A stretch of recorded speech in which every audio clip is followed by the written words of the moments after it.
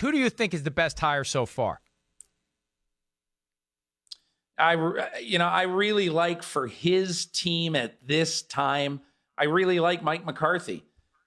Just because I think that there needed to be in Dallas the buck stops here guy. And Mike McCarthy is going to be that guy. Jerry Jones feels comfortable with McCarthy that he's going to be able to get more out of his team. We'll see if he does than Jason Garrett got out of him. And I also think that he's looking forward to sort of sharpening up the mechanics of his quarterback. I think that Dak Prescott is a very good player right now, but I think there were two quarterbacks in this derby right now that Mike McCarthy was really interested in working with. One was Dak Prescott and one was Daniel Jones.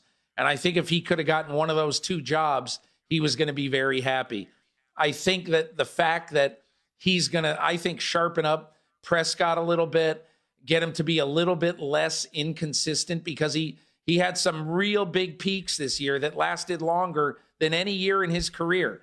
But he also had some valleys as well.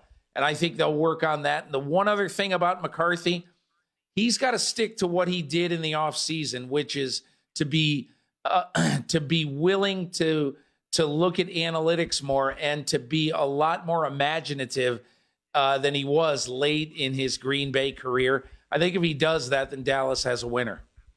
You know, there's an angle that we were spitballing about yesterday when Sims was on the show, and I saw that Rob Domofsky of ESPN.com gave some credence to this as a matter of fact, that the Cowboys were convinced that the Packers teams that have beaten the Cowboys teams in recent years, including twice in the divisional round of the playoffs, that the Cowboys teams were better than the Packers teams from a talent standpoint, and Mike McCarthy was able to overcome, with a less talented roster, a Cowboys team that the Joneses think should have advanced in both of those games. That's a feather in McCarthy's cap as well when it comes to getting that job. But for me, I'm a big fan of the Ron Rivera hire in Washington, just because the team and the organization are too damn dysfunctional to hire a Ron Rivera. Whatever they did to get Ron Rivera, bravo. Because I think Ron Rivera comes in, he will stabilize things. He's going to instill discipline, accountability. He will have a calm, even demeanor in front of the cameras. But behind closed doors, if you saw All or Nothing on Amazon Prime with the full season they were with the Carolina Panthers, I mean, get the earmuffs out for the kids, because Ron Rivera will be fiery and feisty when he has to be. This is exactly what Washington needs. And if we would have taken these names, the four names, and tried to do, the puzzle where you've got the four teams, the four names, and you draw the lines, Peter, I would have drawn Joe Judge to Washington, because it would have seemed like, hey, they got the guy that nobody else even wanted. Who's Joe Judge? How's he getting a job? Well, he's getting a job in Washington because they can't convince anyone else to come coach the team. Yeah, I think, Mike, I think the reason why you like Ron Rivera to Washington as much as you do is because it comes without Bruce Allen. That franchise now, as big a hire, as big an addition as Ron Rivera was, the subtraction of Bruce Allen was just as important. And I like Bruce Allen. He's a great historian of the game. I think he's a real bright guy. But as a team architect, team chemistry maker, and all that stuff, I mean, the guys in the locker room hated the front office, just hated it. They hated the medical staff in a lot of ways.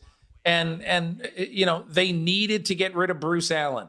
The most important thing, in my opinion, that the owner did was to be willing to clean out the front office and medical staff. That was crucial. And it allows Ron Rivera to come in with truly a clean slate so that he can go have lunch with Trent Williams in Houston at some point in the next month and say, big guy, I really want you back. And Trent Williams might very well come back. But that was the big... I just think it was a bigger thing than hiring Ron Rivera without any.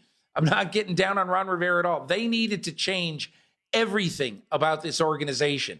And good for Daniel Snyder. He hasn't done a lot of good things in recent years, but this certainly was one of them.